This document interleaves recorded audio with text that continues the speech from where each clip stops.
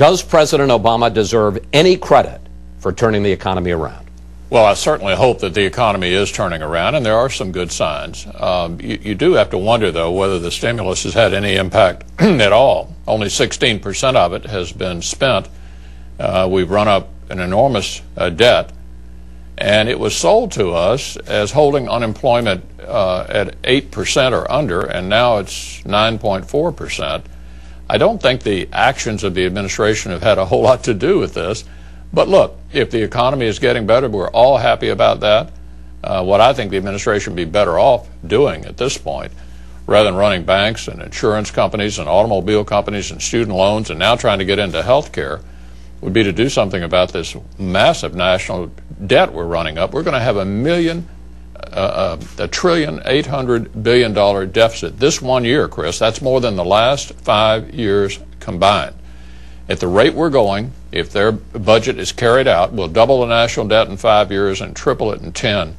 This is not an appropriate direction for our country to take. You say that the president's stimulus plan has been, your phrase, short on job creation, but both White House and private economists say that it saved or created 500,000 jobs in the second quarter, including thousands of jobs in your state of Kentucky. Do you really think we would be better off without any more stimulus? Yeah, I do. Only 16% of the stimulus has been spent. There's nobody who credibly believes you can estimate a job that was saved, that what caused a job to be saved. There's no way to estimate that.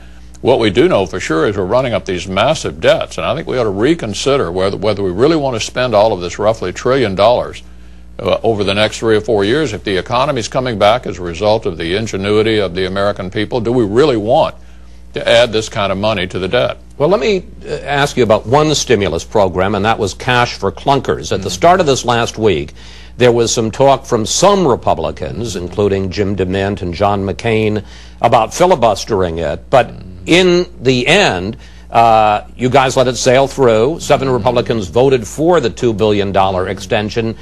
In effect, didn't the GOP cave on cash for clunkers? Well, I think cash for clunkers certainly demonstrates that if you pay people to buy TVs or refrigerators or that sort of thing, you know, people will go out and do it. If the government pays them to buy things, they probably will. But why didn't you put up more of a fight? Well, we didn't have the votes to stop it. Would you have? I know you voted against it. I don't think it was a good idea. I mean, I think clearly if you provide this kind of generous bonus to Americans to purchase consumer items, they probably will. I mean, some would argue they'd be foolish not to if the government's going to give you $4,500 to do it. Whether that's good government policy is another matter. I opposed it because I don't think it's a good thing to do. You talk about focusing on the deficit at a time when this economy still is in a recession, at least until we have indications that it isn't, and we're still losing hundreds of thousands of jobs. Would you really want to cut government spending right now in the next year? Well, we certainly shouldn't make it any worse. I mean, they're trying to pass $1 trillion health care proposal, which the Congressional Budget Office says is not deficit neutral. And their spending plans, as I just outlined, are just astronomical.